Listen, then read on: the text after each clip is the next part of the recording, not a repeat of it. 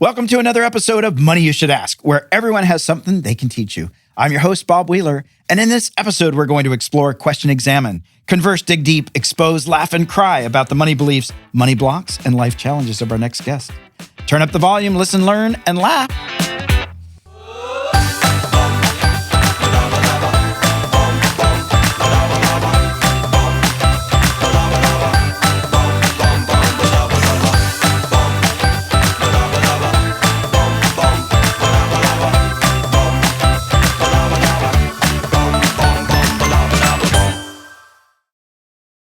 Our next guest is the one and only Kelly Hu, an American actress and model who has won Miss Teen USA 1985, Miss Hawaii 1993.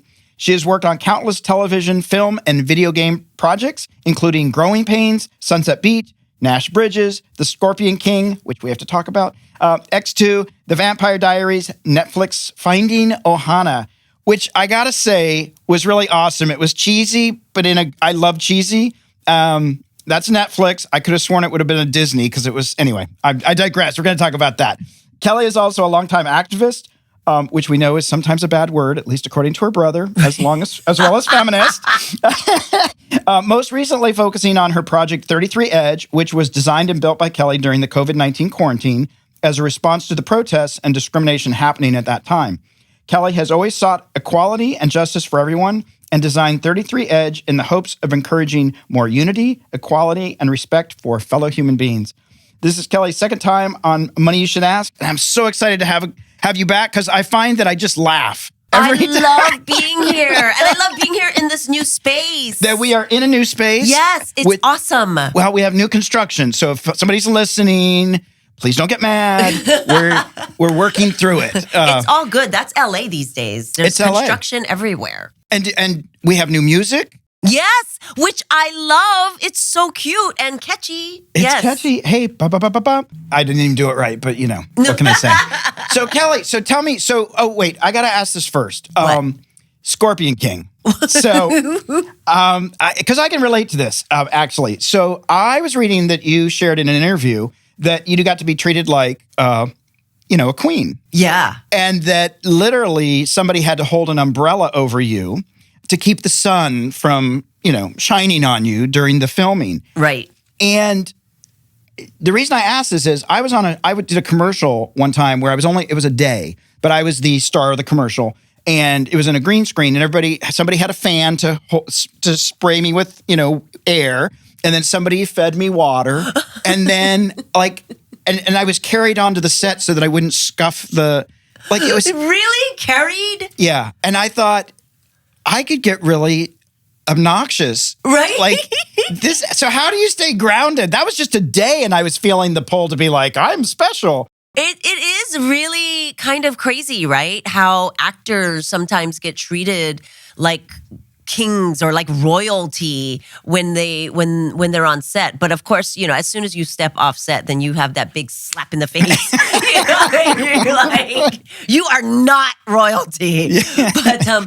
But yeah, it's just, sometimes it's obnoxious and embarrassing about how how well you're treated. Like I noticed that PA was holding this umbrella over my head and it was like, give me that. He's like, no, like I'll lose my job. Yeah, exactly. They need something to do. Yeah. But yeah, sometimes it's embarrassing to me, like how obnoxious it gets. I don't want to be treated that nicely. Yeah. It doesn't feel familiar. It's like a romantic, idealized relationship. Exactly. Something's wrong. If somebody's too nice, something is wrong. Something's going on. The red flags. Oh, my God. So tell me about 33 Edge. So you started this project, and I think you're wearing a shirt. I am. I'm wearing the shirt from 33 Edge. I actually started the company 33 Edge like 10 years before. It was originally supposed to be like a yoga line. Okay. And that's why the company was already set up for something. Okay. But then when like BLM started happening and all the protests and riots and whatnot, I decided that I wanted to do a line of T-shirts that were, I felt like everybody was so polarized, even before the riots and stuff. Everybody was so polarized, right? With like liberal and conservatives, right and left, red and blue. And even not just in the United States, but everywhere in the world. It seems that everyone is so like in their corner and nobody wants to come to the middle. Nobody wants to give at all, right? So I just felt like I wanted to do a line of t-shirts that encouraged unity and equality and just that encouraged people to come together. Because I feel like fundamentally, there are so many of us who really want that, who are really of the same mindset, even though there are some things that they might think, that are more liberal or some things that they're more conservative about, that I think that there are a lot of things that people can sort of meet in the middle about. Yeah. And so things like kindness and humanity and equality, I feel like are things that everybody can get behind, and that was something that I wanted to promote. A lot of the shirts are designed in a gradient of skin tones, so it represents diversity. Yeah. So this of course is equality and love for everyone, right? Yeah. And I think that it resonated with a lot of people. So it's doing quite well. It's doing really well. That's so awesome. I had to admit, when you first came in, I thought, wow, Kelly's showing a lot of skin. I know, people always think that. I'm like, all right, don't look. No, it's meant to be that way, which is good because then it looks like actual skin tones, right? Yeah. I think the first designs that I made were like the emoji colors, and so like the yellow was very, very yellow. Right. I'm like, Asian people are not that yellow. They're not that yellow. Yeah. And I decided to make it a little bit more realistic, but then you're right. People are like, oh, like they're like, I don't know if I can look. Don't look. That's awesome.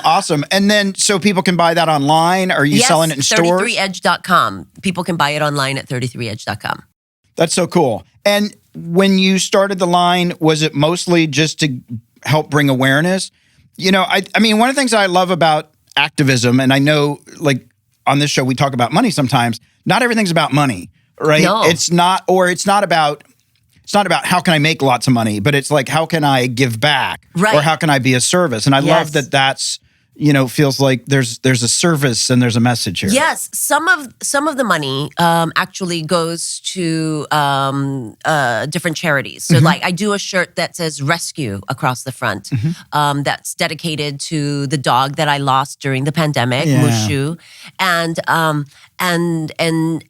I got her from a rescue. And I just wanted to do a shirt that would, that just said simply rescue across the front.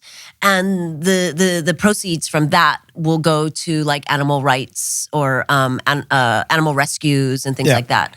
So, I'm not at the place where all of the money can go to charities and stuff because, I've invested quite a lot of my own money into this. So I'm almost there. I'm almost there when I can start like just giving it all to charity. No, it's always a balance. But I think that even with the rescue stuff, all my dogs have been rescues. And I think it's great that there's all these dogs and cats and other animals out there that need a home. Yeah. And you don't have to go buy a pedigree. I know. Well, and there's even like, because some people only want purebreds, right? They only want a certain kind of dogs. But there is a rescue for every breed of dog imaginable. Right. So you don't have to go to a breeder to get a poodle or a Frenchie or whatever it is you want. You can rescue one.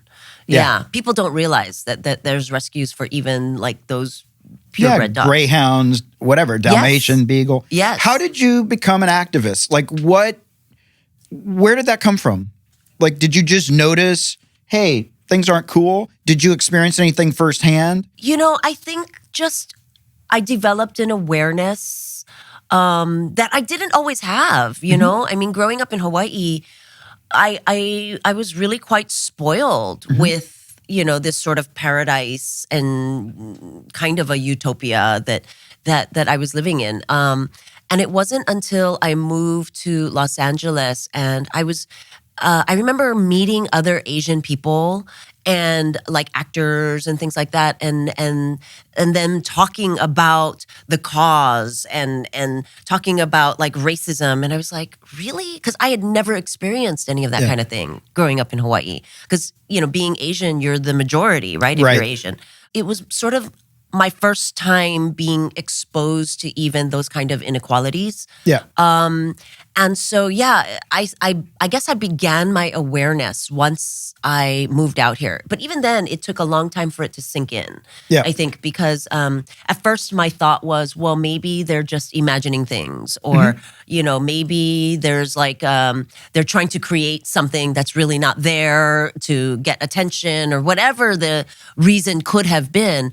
But, as I got older, I started realizing there really is a problem, and things need to be addressed, right? We can't pretend it's not there, which was, I think, sort of the way a lot of Asian people in the community were dealing with it, especially older people. They just kind of hide things, brush things under the rug, pretend it's not there, just keep their head down and work through things. But I think now it's gotten to the point, especially now, like it seems like in the last, 5 years or so, that things have really kind of come to a head, and you cannot ignore that there is, racism and inequality and things like that going on. Yeah, when I was watching Finding Ohana. Oh, yeah.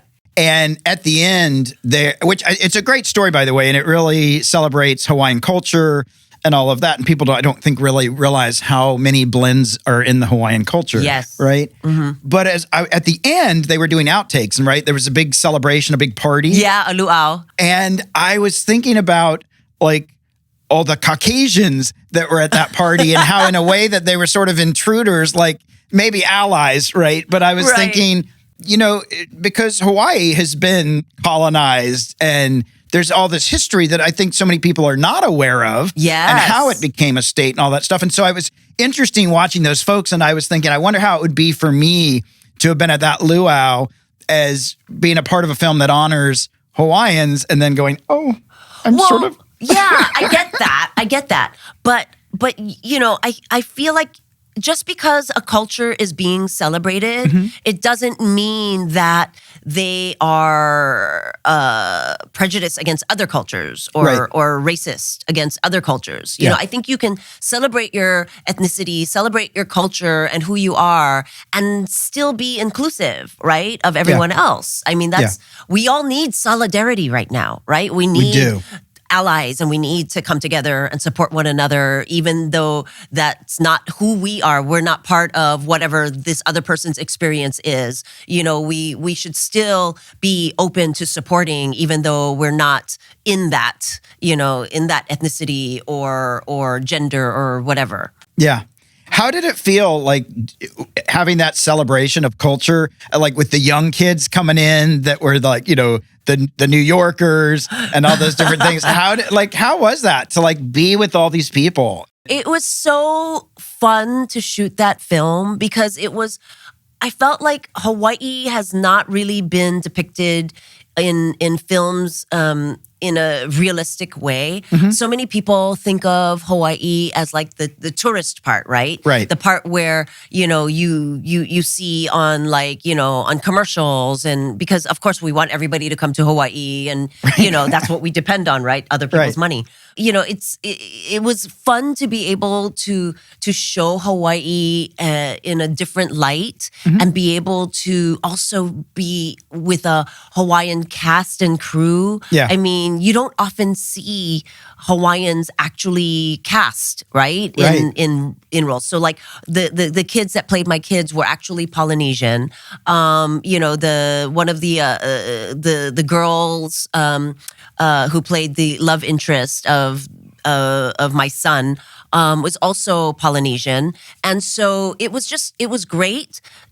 And for all three of them, it was their very first film. It was their wow. So it was so great to watch them explore and get to be who they really are, instead of having to pretend that there's something else. Yeah. And that's something that I didn't get to do a lot of in Right. my career early on. So yeah, now I feel like there's so much more awareness, and I'm so thrilled that I get to celebrate, being Polynesian. That's so cool. And that was shot during COVID. No, it was it was actually shot just before COVID. Oh, just before COVID. Yeah, it was. We shot it in like October, November. Oh, of 19. Of 2019. I thought it was October 2020. And then it was supposed to come out in the summer, but then it ended up getting delayed because of COVID. Yeah. We had all these big plans to do a premiere in Hawaii. Everybody was so excited to go back to Hawaii. Yeah, and like get together and stuff like that. But alas, alas, 2020. So how did COVID, if it did, reshift your mindset? Because all of a sudden you can't be on sets all the time. And if you're on a set, there's restrictions. Like, was there any, oh my God, or panic, or no more Comic-Con? All of that. Because I feel like, especially in the beginning of COVID, nobody knew where this was going to go, how long it was going to last. And especially in big cities where there was all of these demonstrations for BLM, and then the riots and looting happening afterwards. I mean, we didn't know how long that was going to last, or if it was going to grow, if it was just the beginning of something, right? Yeah. So everybody was panic buying and food stocking, and I have to admit, I was part of that as well, because I was just really worried about what was going to be happening. Because living in a big city, it's not like you have, if your market is closed, where are you going to get food? I live in an apartment. I can't be just like growing food. I can, actually. I started growing food. So one of the things I started doing was I started like buying seeds and started planting and sprouting and doing microgreens.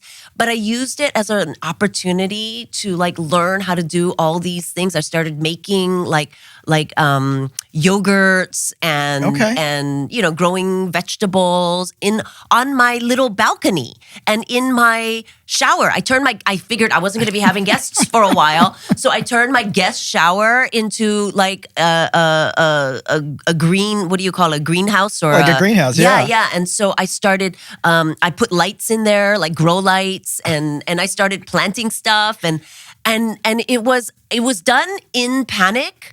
But yet it was such a great, relaxing thing to do and fun thing to do. Yeah. And now I am absolutely hooked. And now my dream is to like get like a plot of land on the Big Island or something and just live in a mini home and garden. That's all I want to do.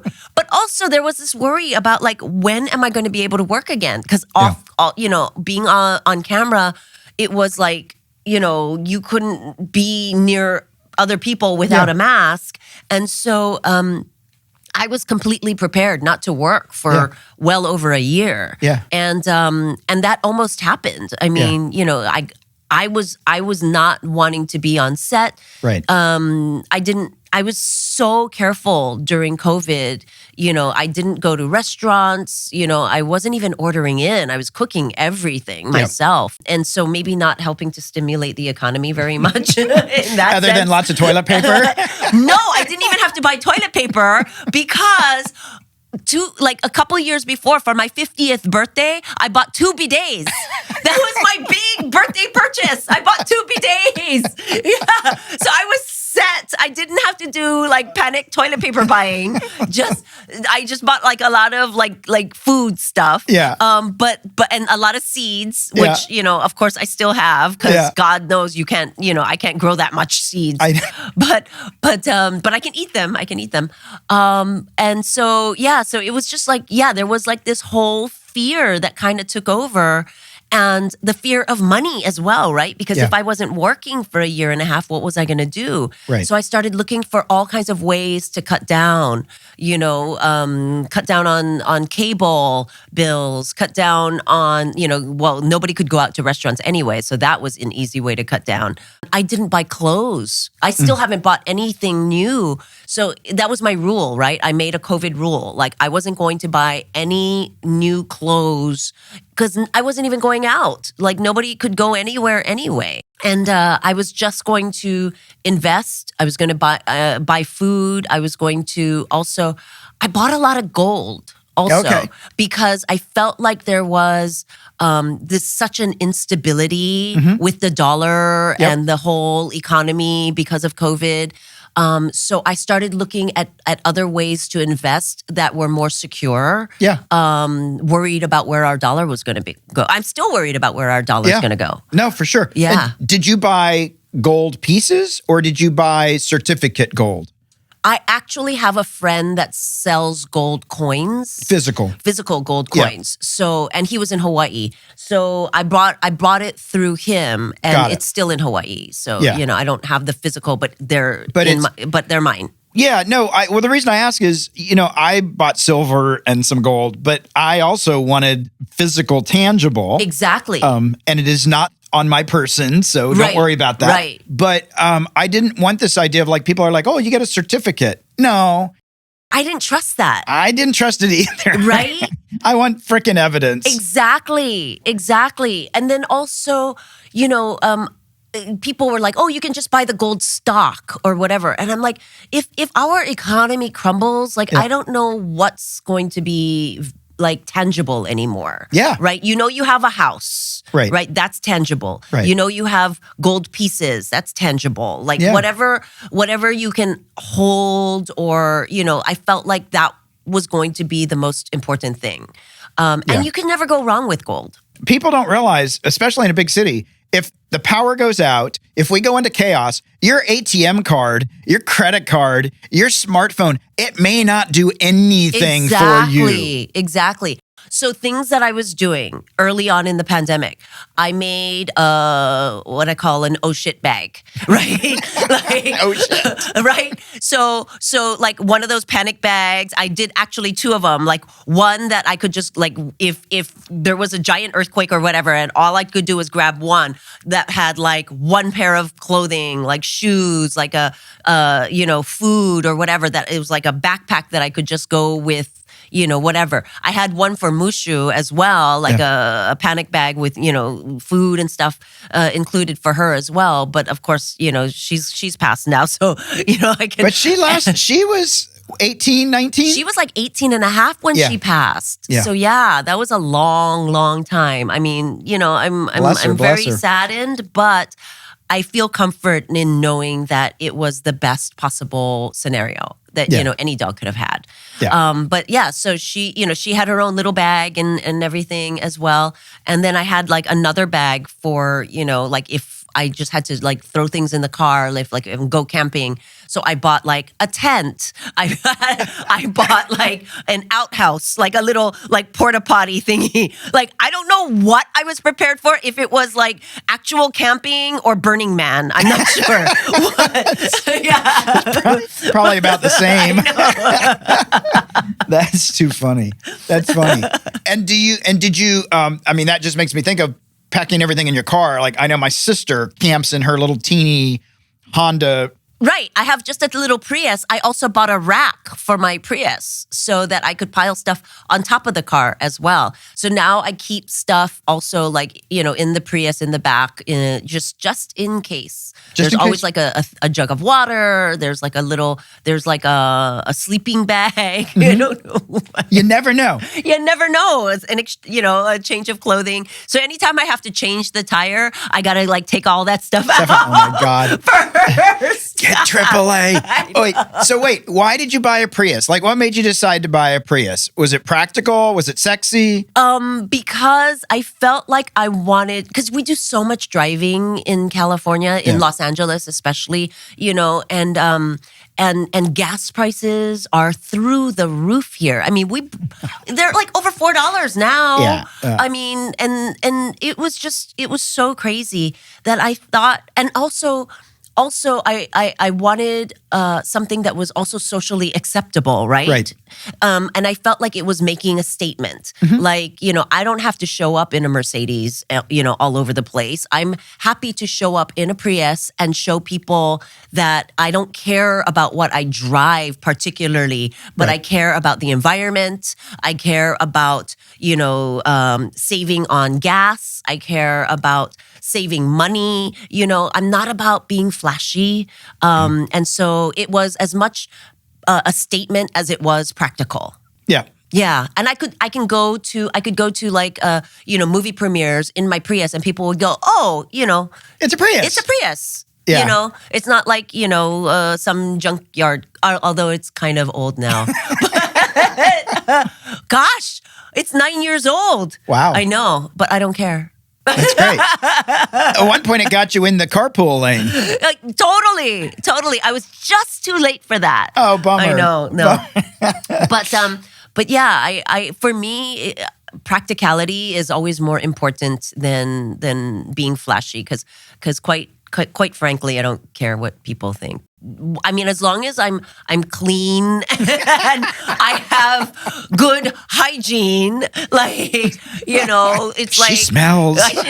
right. I'm even growing out my white hair. I don't care because I feel like it's more important to be practical and I feel like making the statement of being a good person on the inside is more important than what you drive or what you're wearing, what labels you're wearing, or any of that. Yeah, and I think, especially being in the public eye, you're going to have more people making judgments that don't even know you anyway. Exactly. Like, you don't even know me. Exactly. And what's more important is that, who cares really like what I'm wearing? What's more important is how much do I have in my bank? I thought you were going to say if I had a kind heart and I was generous and I was compassionate, but yeah, how much is in my bank account? No, because really, if you are sacrificing your savings and your future for driving a car that people are going to like or wearing designer clothing that is going to, like, quote, impress people, then you're in the wrong mindset. Yeah. I don't know how many people on their deathbed laid there and goes, I'm so glad I went into debt because I had great Gucci or, right. Yeah, nobody is on their deathbed thinking that they were glad that they spent their money on a nice car. Yeah. Right. Yeah, no, I think it's true. And I think it's important to think about the footprint that we leave and not, there was a time where I'm like, oh, I have to have the biggest house and I want to have no, not really. Right. It's just more stuff to keep up with. Right. And really, how many rooms do you live in anyway? Yeah, 14. There are so many people that I know that have these ginormous houses and they have like 2 or 3 rooms they don't even go into ever. Yeah. They're like storage, basically, you know? And maybe guests who come every once in a great while. But like really, people tend to live in just like 3 rooms, right? Yeah. Their bedroom, their bathroom, and their kitchen. And maybe 4 if you count like the whatever their dining area or wherever their TV is, right? Yeah. But more than that is just excess. And if you've got that kind of money that you can just blow whatever, get the excess. But in all practicality, you really don't need that many rooms. You don't. And I'm frugal. I like to be practical. I look at things practically versus flashy. Right. Because I'm going to probably get it dirty or break it anyway. Like wearing white. Yeah. Yeah. I'm always going to be the one. All my clothes are black. Yeah. And not because I'm cool. Because I'm filthy. I'm a mess. Yes. Oh my God. One time, so, I told you I used to have like rabbits and ducks and all these things.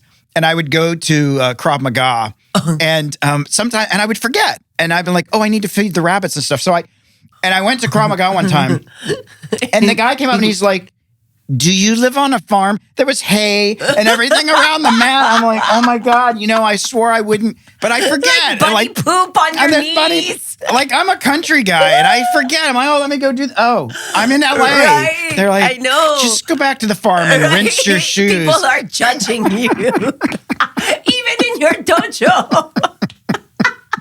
Yeah.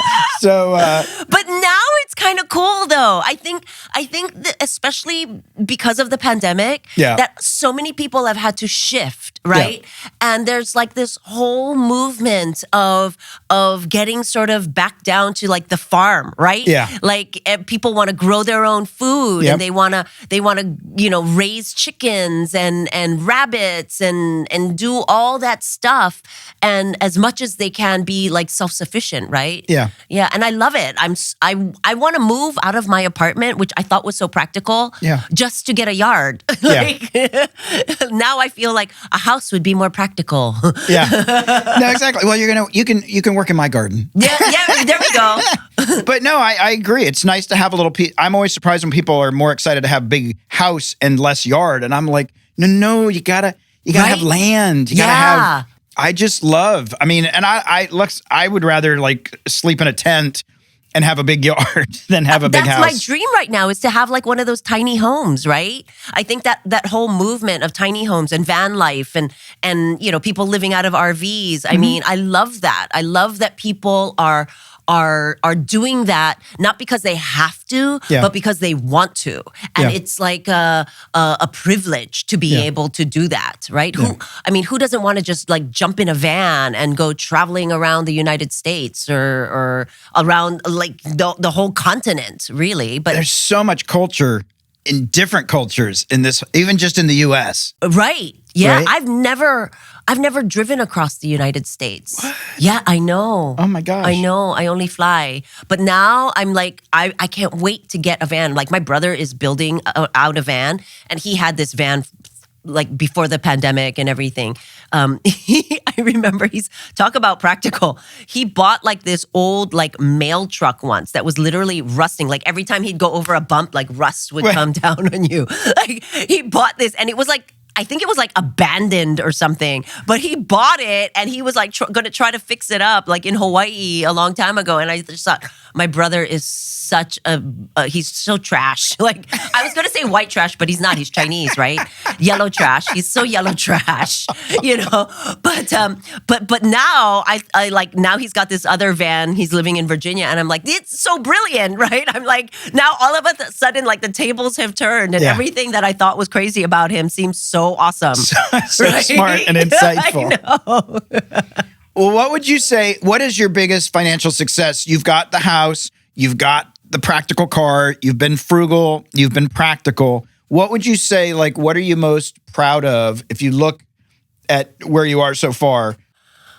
I think the fact that I bought the house when I was in my 20s. Like I bought the house, I think when I was like 27 or something. Wow. I was able to do that at that age. That was, and because I had the help of having all that money from being, Miss Teen and working, and that was like probably the smartest thing that I did. Yeah. And I think that if I hadn't done it then, if I was trying to look for a place now, I don't think I'd ever be able to buy a place now. Yeah.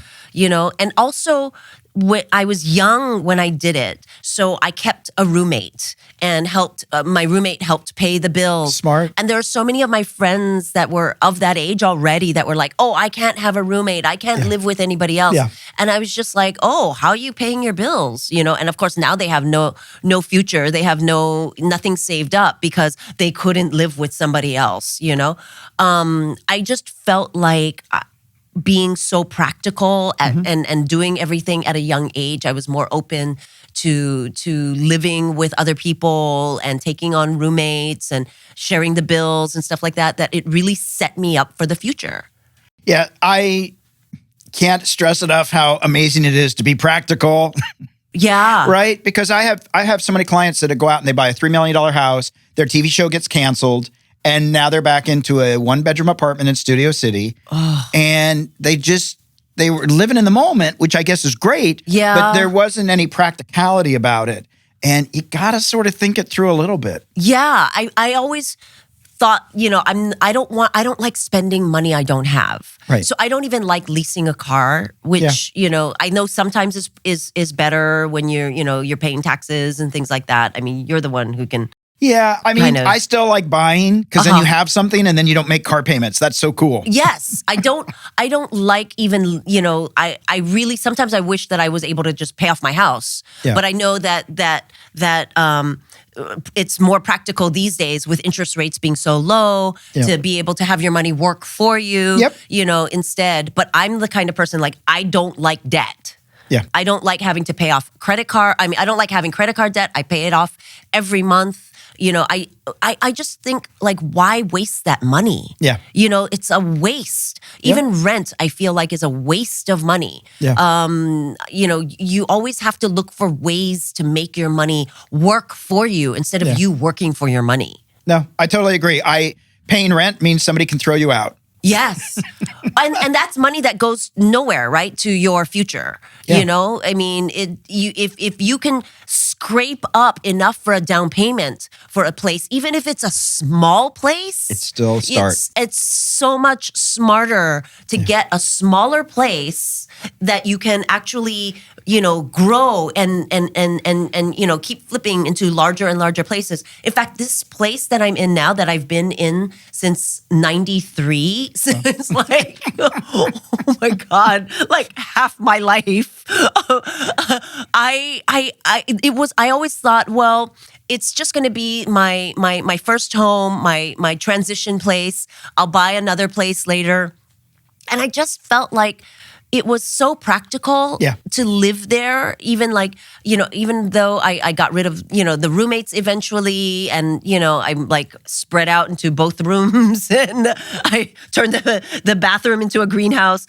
It just, I just felt like there wasn't a lot of benefit for me to move into a house, or into a bigger place. Yeah.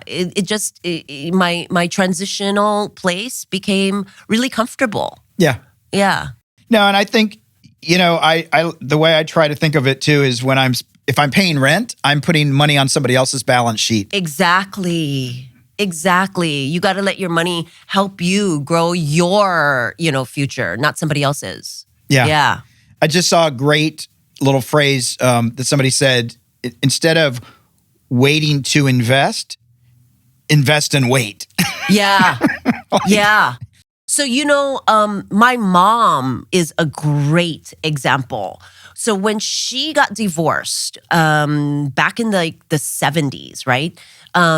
She was like $100,000, more than $100,000 in debt. And this was all like credit cards and stuff like that she shared with my dad. And, he was like the guy who drove the Cadillac and, went to all these fancy restaurants. And, my mom was very like practical and stuff. But when they got divorced, all of that debt became hers as well, right? And so she was raising two kids, with all of this credit card debt. She couldn't keep her head above water. Yeah. So she sent us away to go live with my grandparents for a little while. And I ended up living with my grandmother for like 2 years. Wow. And during that time, she scraped herself. She always had like 3 jobs. She was always working like weekends and, having like little side projects and things like that, little side ways to make money, and got us into like her projects, like selling things. Like we would, whatever was hot at the moment, we would sell at school, like these gold dipped Maile leaves that people would wear as pendants. She would find a way to find them, wholesale, and then we'd sell them to other people. And then, clothing, that's how I got my first job, actually, was she was selling clothing and at parties and stuff on the weekends. And she took me to the place where she was getting it wholesale, and they offered me a job, and I was only 13 years old. So I had to like lie and, work under the table. Yeah. I was like, and then I turned like 15, and then all of a sudden I was still getting paid the same, but I had to pay taxes. I was like, this is not fun. Right? I was like, where's the cash? Exactly.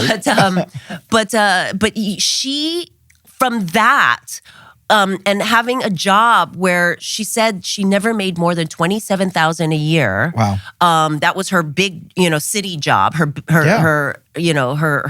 base. From that, she was able to save up enough money and invest and really be smart about things, so that she's retired and living comfortably in a retirement place in Vegas. She and her husband now have the biggest unit in the complex in Vegas. And even when she married him, even though he wasn't in debt in the divorce and all this, she had more saved up, with like properties and her value, her finances. She had more than my stepfather did when they got married. Wow. So she was so brilliant about being able to work hard, save every penny, like investing in her future, in herself, that she was, as soon as she could, she was socking away money and still living very, very frugally, but investing so that she could live well and get out of debt, and raising two kids over $100,000 in debt in the 70s, was no joke. No. Yeah. So she was able to do that and come out the other end just on top. No, that's amazing. Yeah. Practical and frugal can still be fun. It doesn't mean pain and suffering. Yeah, I didn't feel like we were lacking at all as kids. Yeah. And sometimes I feel like you're almost better off as a child to come from that kind of experience than being spoiled and being given everything, because then I had no sense of entitlement. Right. I had everything that I earned, I felt a sense of accomplishment. Right. I feel like if you give your kids too much, and this is coming obviously from somebody who doesn't have kids. I have a lot of opinions about how to raise kids when I don't even have them. But just judging from experience, I feel like if you give your kids too much, you are robbing them from the sense of accomplishment that they can have later on in life. Yeah, I totally agree. I think kids today don't know their benchmark is so much higher. I have no idea like what their parents or other people go through. Right. And they're just like, the benchmark is pretty high. Yeah. And they get so comfortable with the big house and the nice cars and the good food and restaurants that when they go out there and they start trying to make their own way, they expect all of that immediately. Yeah. But that's not how the world works, not. And there's like a big fall from grace, like all of a sudden you're like, you can't pay your bills and you've got to ask your parents for money just to pay your rent or whatever. That's not a sense of accomplishment. That's really a really difficult way to start life out. Yeah, absolutely. Well, we are at Fast Five, so we're going to jump into so fast. Okay, we are going to jump into Fast Five. All right, what's the most you'll spend when eating out?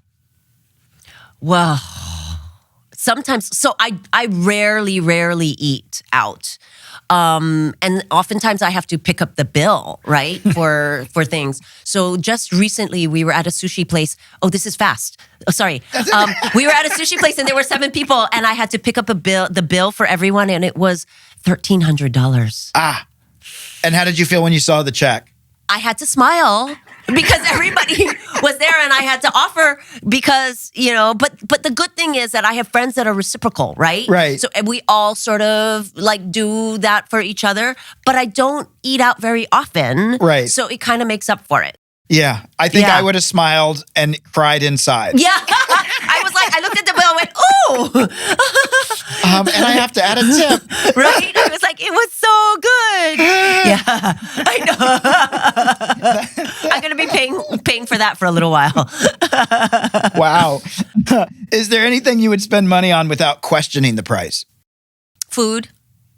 Good food, Yeah. And I mean, like, just like when I shop at like Costco, I barely ever look at like how much something costs because I assume it's Costco. Right. You know, it's like it's going to be cheap. But yeah, food. I think good food you cannot skimp on. There's three things you cannot skimp on, right? There's food, really good food you cannot skimp on because that's your health, right? Medical, you know, you cannot skimp. You cannot go cheap on your medical. You have to pay for good medical. And plastic surgery. You cannot skimp on plastic surgery. Good to know. Yes. I should ask, what was your last plastic surgery procedure? I haven't even had Botox or anything for like the whole pandemic since before the pandemic. I'm saving my money. Yes. I know. I figured I wasn't going to be on camera anyway. Why would I need Botox? Yeah, save it for a rainy day. Have you ever lent a friend money and regretted it? A lot of times. A lot of times. You know, sometimes it's hard. It's hard to say no because, you know, when your friends know that you're living well and they see, and then, you know, they are struggling, sometimes it's hard to say no. And so I think there are certain friends which I know are going to pay me back. Yeah. And then there are friends where I just like, it's a donation. Right. You know, and you have to just go into that mindset. And you know it going in, though, so it's not... You know it going in. Yeah. Sometimes the better thing to do is just say, well, I can't afford to give you $4,000 right now, but I can give you $500 and you can just have that. Right. You know, so that's kind of like sometimes a way to be able to just settle that and not have bad feelings. Give what you can afford to just give as a gift, as opposed to loaning something that is going to make you kind of cringe and hope they pay back. Yeah. Yeah. What's one thing you hate spending money on? Like just... Cars. Every time I have to buy a new car, I'm like, oh, I hate car shopping. Yeah. I just buy another Prius. There you go. I have 3. I've had 3 so far. You can't go wrong. You can't go wrong. Right? Have you ever taken something home from a movie set that you weren't supposed to? No.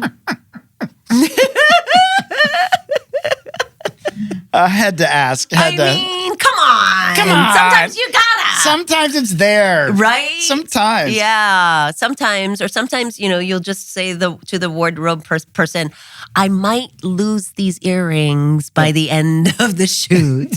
You know? Yeah.